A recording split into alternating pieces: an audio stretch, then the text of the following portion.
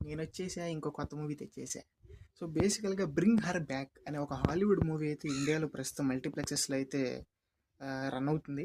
So, చాలా positive reviews అయితే వచ్చినాయి. లెటర్ బాక్స్‌లో 3.5 రేటింగ్ ఉంది. రాటన్ టొమాటోస్‌లో 90+ స్కోర్ ఉంది. సో, ఏంటా అని చెప్పి చూసా మూవీ. సో, బేసికల్‌గా 'బ్రింగ్ హర్ బ్యాక్' మూవీ ఏంటంటే, ఒక రొటీన్ కైండ్ ఆఫ్ ప్లాట్ లాగా ఉండొచ్చు. బట్ మూవీలో చాలా మంచి సీన్స్ అయితే ఉన్నాయి. చాలా కాన్సెప్ట్స్‌ని టచ్ చేశారు. చాలా విజువల్స్ బాగున్నాయి. సినిమాటోగ్రఫీ, జంప్ స్కేర్స్, సో అన్నీ బాగున్నాయి. ఒక పర్ఫెక్ట్ మూవీ. సో హారర్ కంటే థ్రిల్లర్ అని చెప్పొచ్చు. సో బేసికల్గా ఒక thriller kind of movie. Horror కూడా ఉంటుంది, థ్రిల్లర్ కూడా ఉంటుంది. సో స్టోరీ అయితే ఉంది. సో జంప్ స్కేర్స్ పెట్టి భయపడదాం అనే చెత్త సినిమా అయితే కాదు. సో మంచి పాయింట్ ఉంది సినిమాలో, ఖచ్చితంగా చూడొచ్చు.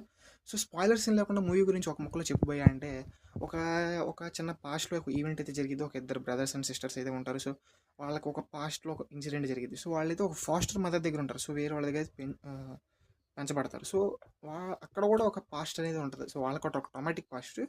సో ఇప్పుడు ఏం జరిగింది? సో వీళ్ళు ఆ పాస్ట్ని మర్చిపోగలిగారా? ఇక్కడ కొత్త ఇంట్లో ఎలా ఉన్నారు? ఈ ఇంట్లో ఏమన్నా కొన్ని ఈవెంట్స్ ఏమైనా జరుగుతున్నాయి.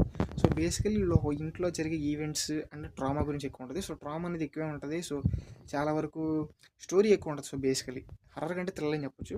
సో వర్తా కాదా ఇదంతా వద్దు, సోదంతా వద్దు, ఒక ముక్కలో వర్తా కాదంటే వర్త్ భయ్యా. సో మూవీ అయితే రొటీన్గా అయితే చాలా సీన్స్ రొటీన్గా లేవు, చాలా వరకు కొత్తగా ఉంది. సో థ్రిల్లర్ అని చెప్పొచ్చు. థ్రిల్లర్స్ నచ్చేవాళ్ళు, న్యూ టైప్ ఆఫ్ మూవీస్ నచ్చేవాళ్ళు అయితే ఖచ్చితంగా చూడండి. సో హర్రర్ సీన్స్ కూడా ఉన్నాయి. సో థ్రిల్లింగ్ సీన్స్ కూడా ఉన్నాయి. So that's it guys.